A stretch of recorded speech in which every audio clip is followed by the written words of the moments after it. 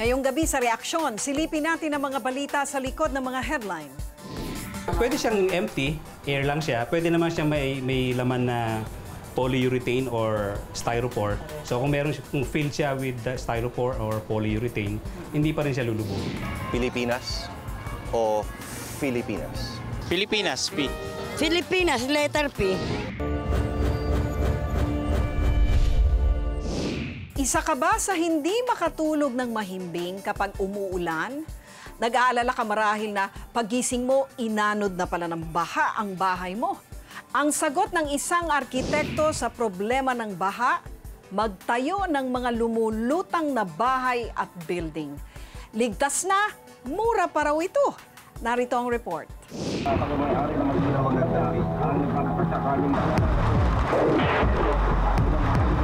Panahon na naman ng tag-ulan at kanya-kanya ng isip ng solusyon ang bawat pamilyang madalas binabaha para maihanda ang kanilang mga bahay.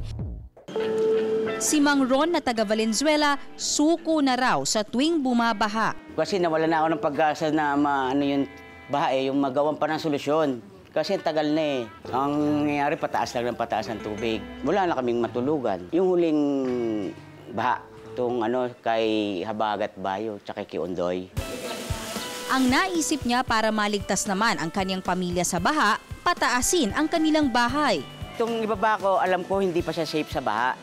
Kaya ako siya nilagyan ng taas para mayakyat ko yung mga gamit in case na tumaas uli ang tubig. Pagka meron kang aakyatan, maramdaman mo man lang makalakad ng hindi nang alubog sa tubig. Kasi may sakit na ngayon nakukuha sa baha, di ba? Nakakatakot yun.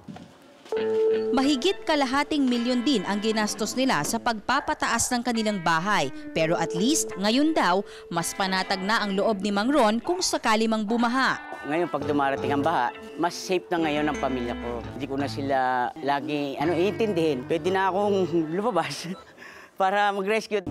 Para sa arkitektong si Edelberto Morcilla, isang mabisang solusyon daw upang maging flood-proof ang isang bahay kung ito ay lumulutang.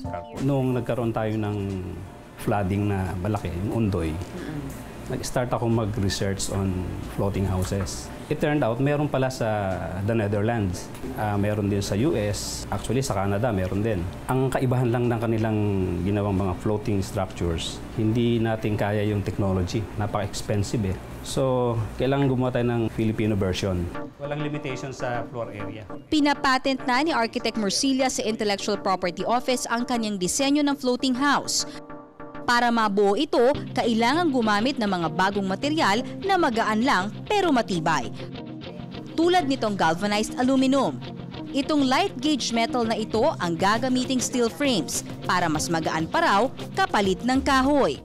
Sir, ito ngayon, anong material ho dapat yung mga ganito? Yung mga dingding? Ito ang gagamitan nga natin ng cement boards para lightweight siya. Nasa loob naman natin yung steel frames. Okay, yun. Para hindi naman nakakatakot, sir. Ibig sabihin, matibay pa rin naman ho ba? Matibay siya, of course. Cement board yan Kung gusto mo naman na extra safety, pwede pa rin maglagay ng iba pang material in between the two boards para ma-secure yung house. Paglubog mo sa water, mapupuno uli siya Ang magpapalutang naman sa bahay ay ang mga plastic tanks sa ilalim nito. Mayroon din itong counterweight sa gitna na lalagyan ng tubig para maging stable ang paglutang ng bahay. Pwede siyang empty, air lang siya. Pwede naman siyang may laman na polyurethane or styrofoam. Lang siya, para lang siya extra protection just in case ma-puncture yung tanks. Kung filled siya with the styrofoam or polyurethane, hindi pa rin siya lulubog. Pero that makes it a little bit more expensive. Sa oras na mag-umpisa na ang pagbaha, unti-unti nang aangat ang bahay kapag inabot ng tubig ang mga tangke. Kapag lumutang na, nakasalalay sa mga vertical columns sa bawat kanto ng bahay ang pagiging steady nito sa lugar para hindi aanurin kasabay ng baha. Kaya naman importante raw na malaman kung ano ang pinakamalalim na sukat ng tubig sa history ng lugar na pagtatayuan para ganoon kataas ang itatayong mga kolum. Pansin ko, sir, kung hanggang saan yung iyong column, hanggang doon mag-hold yung house. Yes. But kung sakaling ganun kalakas yung ulan, mas mataas ang column. Tataasan mo lang yung columns. Taasan mo lang. Pero kung sakaling mas tumaas doon, that's the time na maglalakbay na yung bahay somewhere. Oo. Okay. Pag na-miscalculate mo yung height ng column, aalis yung bahay mo. Kung titira na kunwari yung isang pamilya, kailangan guided sila, diba? Yes. Kung saan, hindi pwedeng lahat ng nandito lahat ng TVs, hindi pwedeng gano'n. Magbibigay na tayo ng suggestive layout para yung weight niya distributed equally. Kung presyo naman ang pag-uusapan, magiging mas mahal ang babayaran sa pagpapatayo ng floating houses dahil sa mga dagdag na materyales.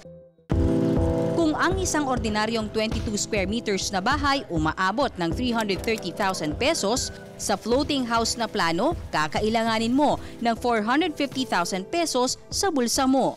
Pag may ragasa, may mga mitigation na tayong gagawin. Hindi pa man subok ang floating houses dito sa Pilipinas, pero ang mga planong tulad nito ang siya raw future ng ating mga kabahayan sa bansa.